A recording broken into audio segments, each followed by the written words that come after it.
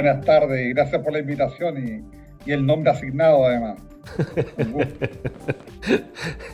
Bueno, Mauricio, conversamos el otro día, analizamos varios temas que tienen que ver, por ejemplo, con los bordes de los bordes que está estableciendo la comisión de expertos, ¿no? Revisamos también, entre otros temas, lo de la franja televisiva, las definiciones que ahí se establecen, las propuestas que se generan, la calidad incluso, ¿no?, del mensaje que se envía a la comunidad. En el último tiempo, los procesos eleccionarios queda al menos la sensación de que se ven fuertemente influenciados por las redes sociales. ¿Pudieran tener las redes sociales hoy también un rol clave en la decisión de quién elegir y quién no? A ver, las redes sociales tienen la virtud o no virtud, depende como cada cual lo tome, que es una herramienta sumamente efectiva para llegar a tu público objetivo. ¿Qué significa eso? Que es muy fácil, son muy efectivos los algoritmos que utilizan las redes sociales para que le llegue la información que cada cual, por perfil, tiene actitud para ver, para entender.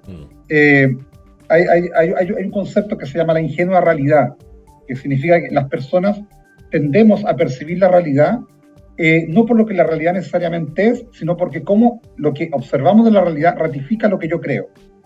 Eso los algoritmos lo hacen muy bien. O sea, a las personas que piensan que el mundo se cae a pedazos, que el principal problema que tenemos hoy es la delincuencia, que nunca antes hubo algo así, probablemente le llegan muchas noticias vinculadas a eso a través de estos algoritmos, y luego le llegan probablemente invitaciones al comportamiento que quiera el que le está enviando, en este caso votación, que la idea que le ofrece a cambio de lo que le está pidiendo es que esa solución se hace cargo de aquello que él piensa. Entonces, aquí quiero llegar, que este concepto de ingenua realidad aplicado a las redes sociales hace que de manera efectiva tú llegues a aquel con el mensaje que estás construyendo que lo quiere recepcionar fácilmente.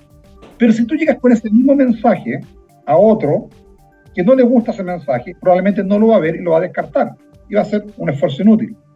Las redes sociales evita que pase eso, pero también lo que hace es que evita que te salgas del espacio donde tú ya tienes tu voto consolidado, en términos de marketing político, ¿de acuerdo? Entonces, en las redes sociales lo que yo hago es consolidar aquel que ya tiene, a raíz del discurso que yo tengo, de la oferta política que yo tengo, una preferencia respecto de mí.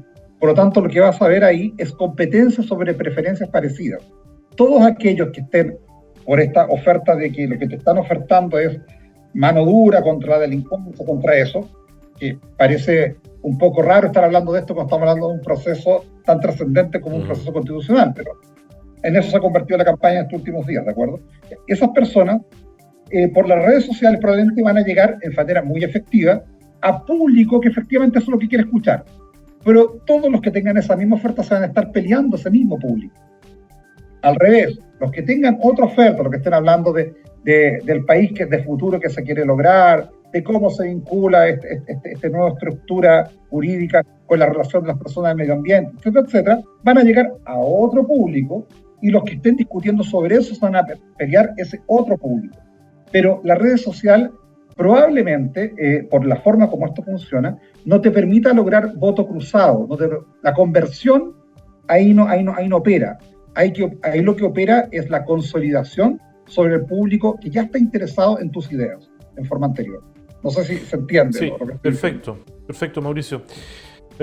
Lo mencionabas tú en términos de los temas que se han tomado estas campañas electorales, ¿no? Y la seguridad es quizá el tema que ha cruzado de alguna manera todas las miradas políticas, ¿no?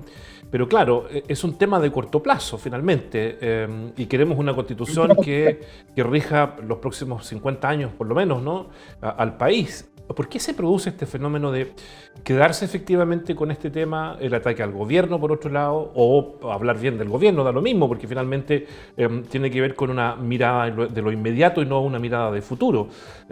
¿Por qué se produce entonces esta medida de lo inmediato y no la mirada de futuro que esperaríamos, digamos, dado la relevancia del proceso? A ver, mi impresión es que esto ocurre porque el proceso constitucional que estamos viviendo ahora es un proceso constitucional remedial.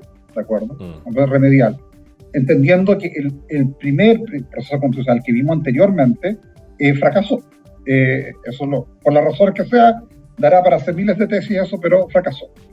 Entonces, en este proceso remedial se generaron ciertas certezas que lo hacen probablemente más factible de llegar a buen puerto. Pero el costo de eso es que los que se vuelven los actores principales ahora son los mismos actores institucionalizados que habían sido de alguna forma criticados y rechazados en el proceso anterior. Por lo tanto, esos actores tradicionales, ¿cierto? Y que tienen que enfrentarse con propuestas de muy corto plazo, porque es corto plazo el que tienen que recuperar sus votos y activar sus votos. Y no les queda otra que activar los votos con las cosas que tradicionalmente tienen. Entonces, unos están hablando de seguridad, otros están hablando de los problemas de pobreza, de equidad, pero de derechos inmediatos. No de cómo llegamos hasta esto. Porque uno podría decir la seguridad es un problema trascendente e importante, por supuesto que lo es. Pero hablar de seguridad, por cuánto ha aumentado o bajado las denuncias, o por cuántos hechos de condenación pública han ocurrido esta semana, la semana pasada, la verdad que eso no es propio o no es lo que podríamos esperar de un proceso tan trascendente como constitucional. Podríamos hablar de seguridad, pero ¿cómo llegamos a esta situación de inseguridad? De cómo el tipo de Estado que empezamos a construir en la Constitución de los 80, o sea, desde los 80 hasta ahora, fue rompiendo el entretejido social, por ejemplo. Y esas partes donde se rompió el entretejido social, mientras otra parte del país crecíamos, que muchos debemos reconocerlo, crecimos, y nos fue bien, y fue exitoso en lo económico estos 30 o 40 años, ¿de acuerdo?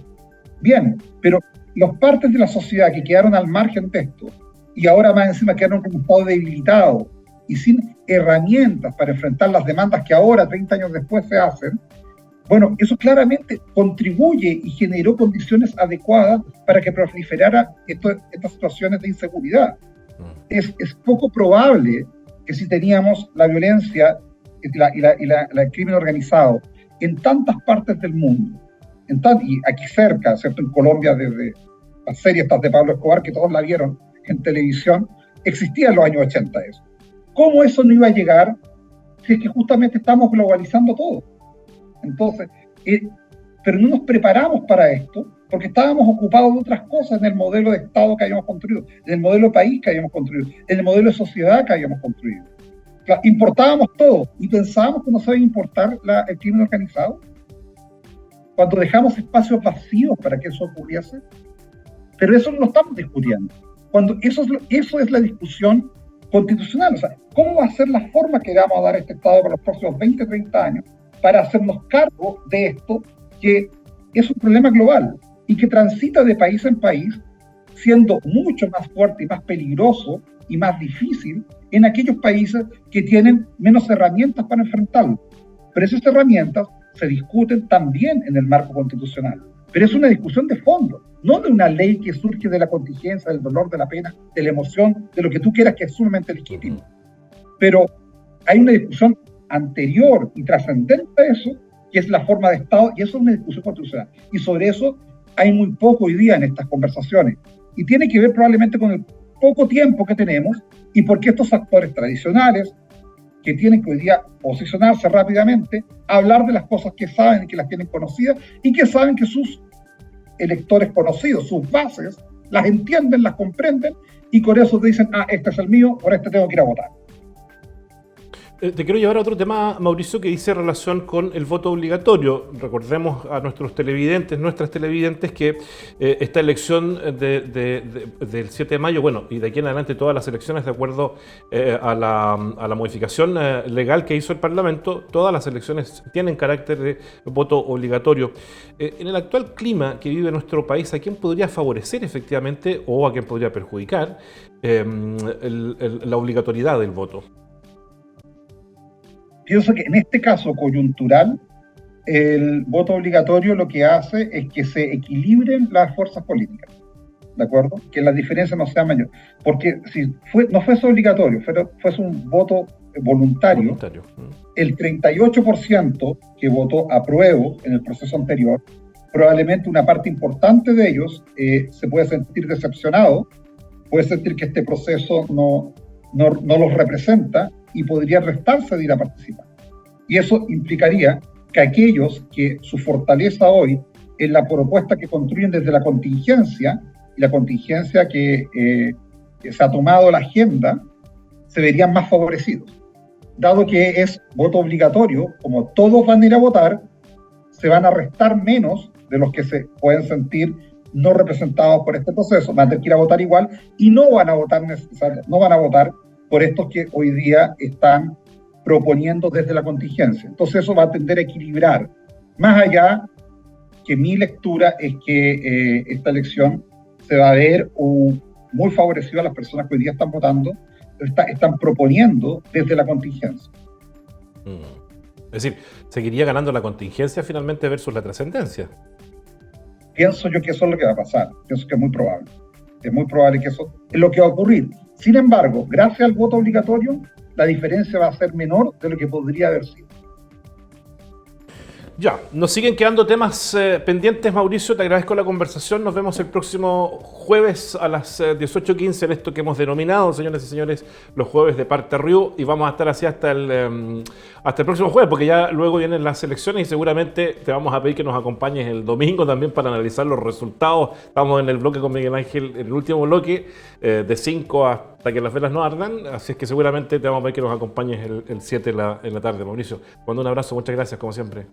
Un abrazo, muchas gracias, Patricio, que estés muy bien. Chao, chao. Chao.